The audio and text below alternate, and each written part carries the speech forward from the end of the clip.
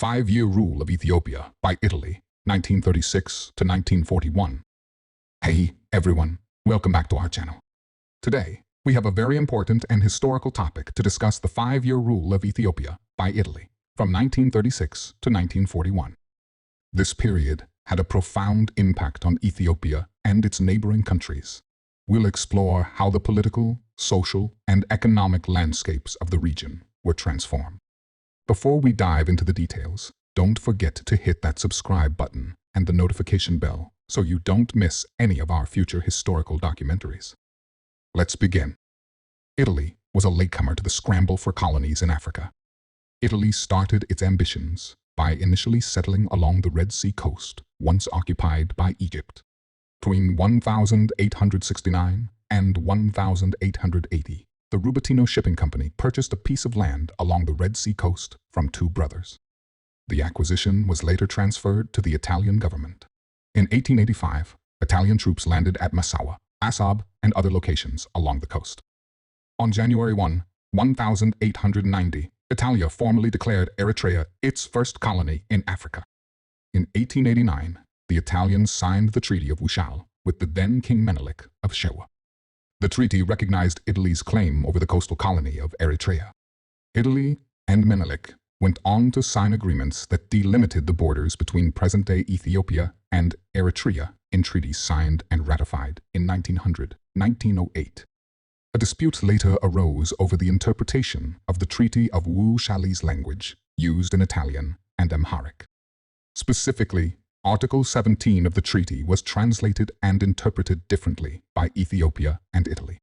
Italy claimed the article imposed a protectorate over Ethiopia, while Ethiopia claimed the article allowed international diplomacy to be conducted through Italy by choice. As a result, Italy and Abyssinia came into a confrontation known as the Battle of Adwa. Immediately before the Battle of Adwa, the Italian army consisted of 29,700 Italians and 14,000 Eritrean soldiers, known as askaris. Estimates for the Ethiopian forces under Menelik ranged from a low of 73,000 to a high of over 100,000, vastly outnumbering the Italians. The Italians were defeated at the Battle of Adwa. Italy felt humiliated by the crushing defeat under a poorly equipped Ethiopian army, even though Italian troops had been enormously outnumbered. 800 captured Eritreans had their right hands and left feet amputated with axes and machetes by the Ethiopian king. Augustus Wilde records that when he visited the battlefield months after the battle, the pile of severed hands and feet was still visible, a rotting heap of ghastly remnants. Many mutilated askari had not survived. Wilde writing how the neighborhood of Adwa was full of their freshly dead bodies. They had generally crawled to the banks of the streams to quench their thirst, where many of them lingered unattended and exposed to the elements until death put an end to their sufferings. The Italian POWs, on the other hand, were humanely treated by the Ethiopians and expatriated to their country by way of Djibouti. On August 2, 1928, Italy signed a 20-year treaty of friendship with Abyssinia, now known as Ethiopia. Empress Zuditu, Menelik's daughter, ruled Ethiopia at the time of this treaty, and she was represented by a 36-year-old regent, Ras Tafari Mekanen. Within 2 months, Ras Tafari Mekanen became king of Ethiopia and was proclaimed Haile Selassie I. The treaty, which was called the Italo-Ethiopian Treaty of 1928, stipulated any dispute would be decided on a peaceful resolution through mediation. Italy allowed Ethiopia to use the Red Sea port of Assab in the Italian colony of Eritrea. The two nations agreed to build a road between Assab in Eritrea and Dessie in Ethiopia. Around December 7, 1934, a skirmish broke out between an Italian garrison and an Ethiopian militia on the Somalia-Ethiopia border. Both sides claimed the other was to blame for the skirmish. By October 3, 1935, the Italian army led by General Emilio de Bono launched an invasion of Ethiopia without a declaration of war. This was the start of a new war called the Second Italo-Ethiopian War. In May 1936, the Italian army occupied the Ethiopian capital Addis Ababa. The occupied country was annexed into the Italian East African colony with the other Italian East African colonies of Somalia and Eritrea. Benito Mussolini justified his invasion of Ethiopia as a civilizing mission since Ethiopia had not eliminated slavery even though King Haile Selassie I had signed an accord in 1923 to end slavery in order to gain admittance to the League of Nations. Emperor Haile Selassie fled to England, leaving his subjects to suffer while he lived in a luxury villa in London. Italy went on to rule Ethiopia for 5 years until 1941.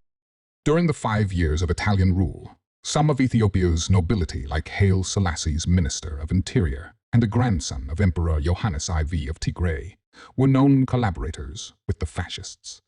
There are also reports that one of Shewa's top nobility was spying for the Italians in the years leading up to the 1935 war. During the East African Campaign of 1941, the British, with the help of other Allied powers, launched a counteroffensive in the Horn of Africa. The Italians were defeated and forced to relinquish their colonial possessions in Africa.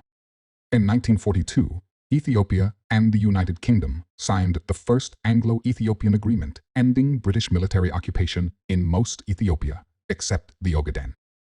Somalia, the Ogaden, British Somaliland, and Italian Somaliland remained under the British until 1948. The British intended to unite Ogaden with their Somaliland colony, the former Italian colony of Somalia, and the northern frontier district of Kenya, creating a single polity. In turn of events, in 1948, under pressure from their World War I allies, and to the dismay of Somali people, the British returned part of the Ogaden to Ethiopia with a promise of autonomy. Ethiopia, however, immediately reneged on it. Eritrea was placed under British military administration from 1941 to 1952, while its fate was being debated in the General Assembly of the newly established United Nations. Emperor Haile Selassie signed the Eritrean-Ethiopian Federation Act on September 11, 1952, and Eritrea formally joined the federation with Ethiopia on September 15, 1952. On 14 November 1962, the Ethiopian government breached the terms of federation and annexed Eritrea. On September 1, 1961, Eritreans started an armed struggle for independence that consumed Ethiopia for the next 30 years. That concludes our documentary on the 5-year rule of Ethiopia by Italy. I hope this video has provided valuable insight and education to our viewers, especially those from Ethiopia, Eritrea, Somalia, as well as our international audience. Thank you for watching, and remember to subscribe for more content that challenges boundaries and broadens our perspectives.